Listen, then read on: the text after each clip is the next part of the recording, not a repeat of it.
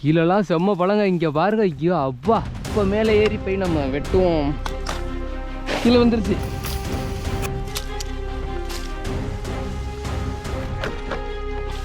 இங்கே பாருங்க. கொத்து கொத்தா காற்று கீழே கொட்டுது. இதுக்கு பக்கத்தில் இருக்க மரம் வந்துட்டு காய்க்காத மரங்க. 2 போல நம்மளுக்கு கிடச்சிருக்கு. இந்த கொஞ்சோண்டு பழத்தை பறித்து பார்ப்போமா? இங்கே அப்படியே வச்சுக்கிட்ட ஒரு ஆட்டை ஆடினோம்னா விழுந்துருன்னு நினைக்கிறேன்.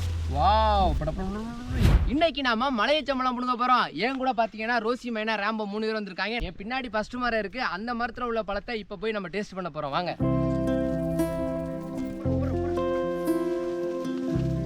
இது 2 போன வருஷம் காய்ச்ச மலையச்சம்பளத்தோட குழங்க. இது காஞ்சு போய் கிடக்குது. இப்ப வாங்க இந்த மரத்துல பாருங்க எவ்வளவு பழம் கொட்டி கிடக்குதுன்னு. எக்கச்சக்கமான பழம். ஒரு பழத்தை கூட எடுத்து காமிக்கிறேன். இதுதான் இந்த பழம்.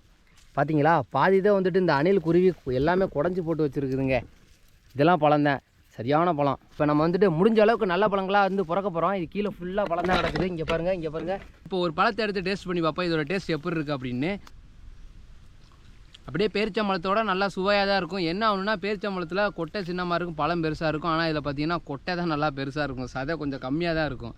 நம்ம பார்த்தா 2வது மரத்தில் எக்கச்சக்கமான பழங்க. மேலே பார்த்தீங்கன்னா அப்படியே நல்லா அப்படியே கருன்னு பழுத்து போய் கிடக்குது. ஒவ்வொரு பழம் நல்லா டேஸ்ட்டாக இருக்கும் போல இருக்குது. பார்த்தாவே தெரியுதுங்க. இங்கே பாருங்கள் எவ்வளோ பெரிய பழம் அப்படியே மொட்டாக பழுத்து போய் கிடக்குதுங்க.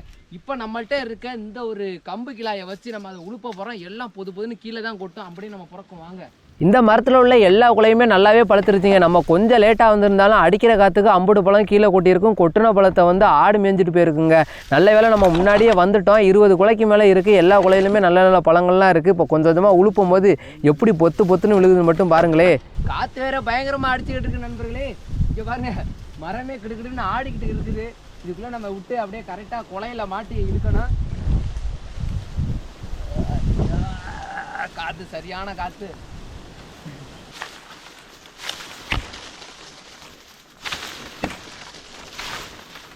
பழத்தை உழுப்பினோடனே நம்மளோட செல்ல பிராணிகள்லாம் வந்துருச்சுங்க பழத்தை திங்கிறதுக்கு. இங்கே பாருங்க நண்பர்களே எவ்வளோ பழம்னு.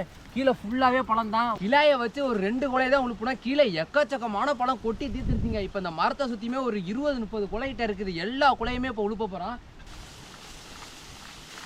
இங்கே பாருங்க எவ்வளோ பழம் கொட்டுதுன்னு. சரியான பழங்க. நல்லா உழுப்பி தள்ளிடுவோம் எல்லாத்தையும்.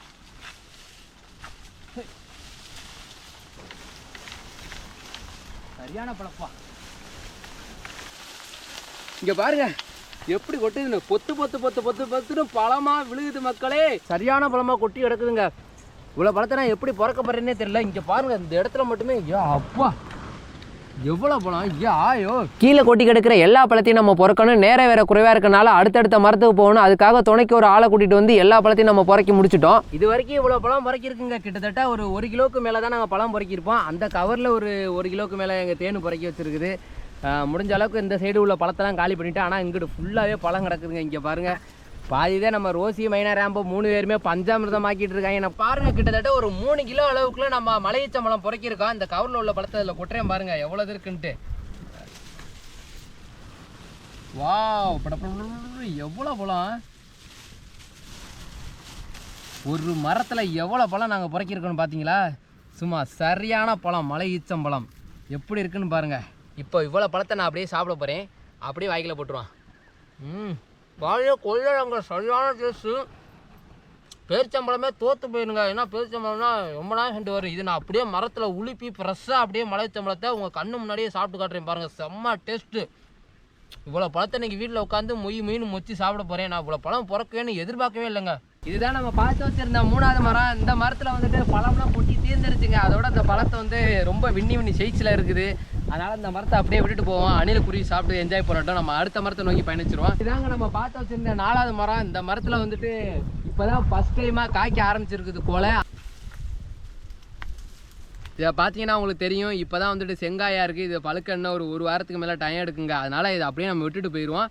அடுத்த மரத்தை நோக்கி நம்ம பயிரிச்சிரும். வாங்க. நான் அடுத்ததாக போக போகிற மரத்தில் 2 வாரத்துக்கு முன்னாடி இந்த அளவுக்கான ஈச்சங்குலைகள்லாம் இருந்துச்சு. அதில் கண்டிப்பாக அந்த செங்காயெல்லாம் பழுத்து உதிர்ந்துருக்கும். நம்மளுக்கு அந்த பச்சைக்காய் மட்டும்தான் இப்போ பழமாக மாறி இருக்க வாய்ப்பு இருக்குது. போய் பாப்பா எந்த அளவுக்கு ஈச்சம்பழங்கள்லாம் கிடைக்குதோ அதை வெட்டி எடுத்துகிட்டு வந்துடுவோம். நண்பர்களே இப்போ பார்த்தீங்கன்னா வந்து இந்த மரத்தில் இருக்க குலையை வந்து நம்ம பழுக்க வைக்க போகிறோம். அருவா கிளையெல்லாம் வெட்டினா எல்லா பழமும் கீழே உளுப்பையிலே கொட்டி போயிடும். அதனால் இந்த அருவாள் எடுத்துகிட்டு போயிட்டு மேலே ஏறி வந்து இதை வச்சு வெட்டி எடுத்துகிட்டு வரேன் பாருங்கள். இப்போ மேலே ஏறி போய் நம்ம வெட்டுவோம். மேலே பாருங்கள் அங்கே இருக்குது கொலை.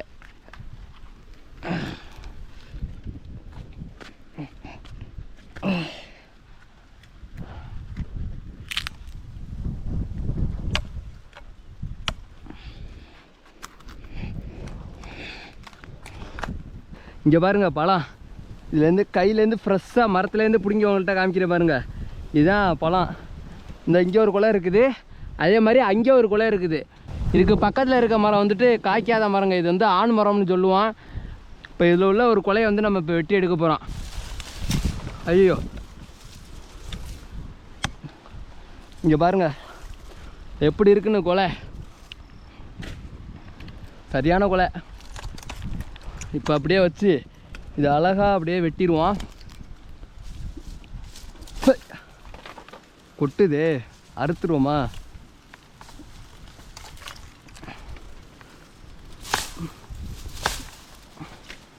பேசவே இல்லை.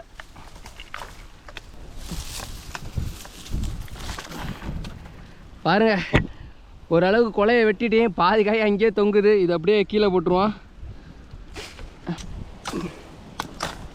கீழே வந்துருச்சு. அப்பா பாருங்க நண்பர்களே, நம்ம வெட்டின 2 கொலை செம்மையாக இருக்குது. அப்படியே பழுக்க வச்சோம்னா வேற லெவலில் பழுத்துரும். இதை கீழே அப்படியே வச்சுருவோம். மேலே பார்த்தீங்கன்னா ஒரு கொலை தெரியுதா? அதில் ஏகப்பட்ட பழம் இருக்குங்க. இப்போ அந்த கொலையை போய் அறுத்து எடுத்துகிட்டு வருவோம். இந்த வேப்ப மரத்து வழியாக ஏறி அப்படியே நம்ம போகணும். பா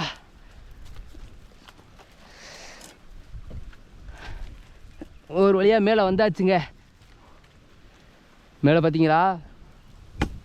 இப்போ அப்படியே காட்டுறேன் பாருங்கள். பின்னாடி செம்மையாக பழம் பழுத்து கிடக்குதுங்க. தெரியுதா? இந்த கொலை ஃபுல்லாக பழம் தான். பார்த்தீங்கன்னா உங்களுக்கு தெரியும். இப்போ பாருங்கள் காட்டுறேன். தொட்டனா அப்படியே கீழே கொட்டுதுங்க. இங்கே பாருங்கள் மக்களே, சரியான பழங்க. இங்கே பாருங்களே, அப்படியே கொத்து கொத்தாக காய்ச்சி கீழே கொட்டுது. அப்படியே தொட்டோம்னாவே கீழே இருந்து விழுந்துடும் போல இருக்குங்க. இது எப்படி பறிக்கிறதுன்னு எனக்கு தெரியல. கொஞ்சோண்டு பழத்தை பறித்து பார்ப்போமா? இங்கே பாருங்கள் எவ்வளோ பழம் இருக்குன்ட்டு. ஐயோ தொட கொட்டுதே. 2 கொலை பக்கத்தில் இருக்குங்க. இப்போ 2 கொலையுமே நம்ம வெட்டி எடுத்துகிட்டு போயிடுவோம். இது அப்படியே பழுக்கிற கண்டிஷனில் இருக்கனால கொண்டு போய் வச்சோன்னே குப்புன்னு பழுத்துரும் நண்பர்களே. கீழெல்லாம் செம்ம பழங்க. இங்கே பாருங்க. ஐயோ அப்பா, தொட கொட்டும் போல இருக்கே. இங்கே பார்த்தீங்களா? சரியான பழம். இது இப்போ கொஞ்சோண்டு கவர் கொண்டு வந்திருக்கேன். ஏன்னா கீழே கொட்டுச்சுன்னா வச்சுக்கிங்களா, கீழே அப்படியே புதராக இருக்குது. நம்ம கொஞ்சம் இந்த கவரில் அப்படியே லைட்டாக உளுப்பி விட முடியுதான்னு பார்ப்போம்.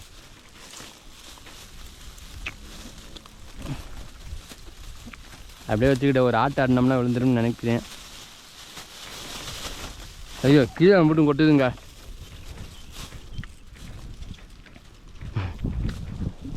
கீழே கொட்டுதே, வேஸ்ட்டாக போகுதே பழம்லாம். ஐயா அப்பா, இங்கே இருங்க. கையை அப்படி வச்சு ஆட்டினாவே இவ்வளோ பழம் கொட்டுது. இப்போ இது அழகாக கொஞ்சோண்டு பழம் கிடச்சிச்சு நமக்கு. இப்போ அந்த இதை சேப்புக்குள்ளே வச்சுக்கிட்டு இந்த கொலையை அழகாக வெட்டி எடுத்துருவோம். அருவா இங்கே இருக்குது. கொலையை பைய எடுக்கணுங்க. அப்படியே அறுத்தோம்னா தான், இல்லாட்டினா வச்சுங்களே கீழே கொட்டிடும் வெட்டினோம்னா. ஒரு கொலையை வெட்டியாச்சு.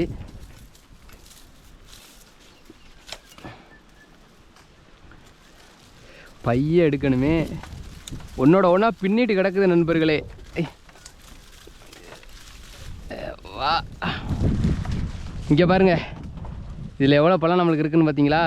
பாதி இது கீழே, முக்காசி இது கீழே கொட்டிருச்சு. இப்போ இந்த கொலையை எங்கனே வச்சுட்டு நம்ம அடுத்த கொலையை அப்படியே அதே மாதிரி அறுத்து எடுத்துருவோங்க. பழத்தை கொட்டாமல் எடுக்கணும், அதான் இதில் உள்ள மெயினே. அப்படியே அறுக்கணும் கரன்னு.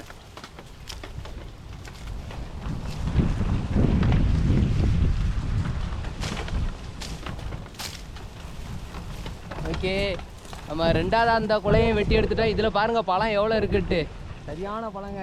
இப்போ நம்மளுக்கு பழுக்கிறதுக்கு தயாரான ஒரு 2 கொலை கிடச்சிருக்குங்க. இந்த மலையச்சம்பழம் கொலையை கொண்டு போயிட்டு இப்போ வீட்டில் பழுக்க வச்சுருவோம் நல்லா. இந்த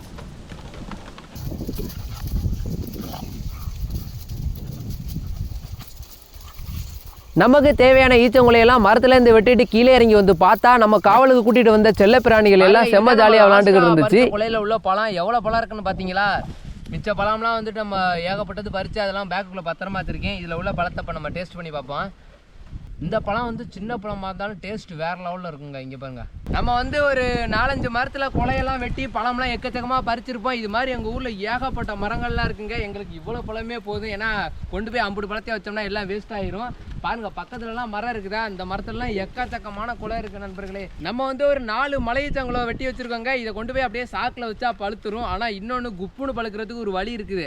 அது இன்னொரு வீடியோவில் நான் வந்து விளாக் சேனலில் போட்டு வரேன். ஏன்னா ஏகப்பட்ட மரம், ஈச்ச மரம் நம்ம ஊரில் எக்கச்சக்கமாக இருக்குது.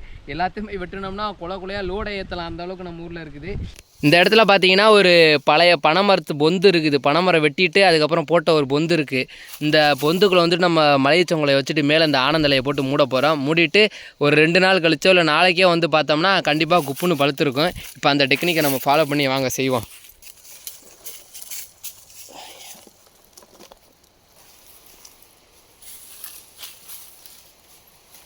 நம்ம ஈச்சவங்களையே ஒரு வழியாக பழங்கால முறைப்படி பழுக்க வைக்கிறதுக்கு வச்சாச்சுங்க. இது எப்போ பழுத்து வருது அப்படிங்கிறதுலாம் நம்ம வந்து ஷார்ட்ஸ் வீடியோவில் பார்த்துருப்போம். இந்த வீடியோ பிடிச்சிருந்தா மறக்காமல் சேனலை சப்ஸ்கிரைப் பண்ணிக்கோங்க. 2 பேருமே கழட்டி விட்டு போயிட்டாங்க. அவ்வளோதான் மக்களை, அடுத்த ஒரு வீடியோவில் சந்திப்போம். Tata bye bye, see you.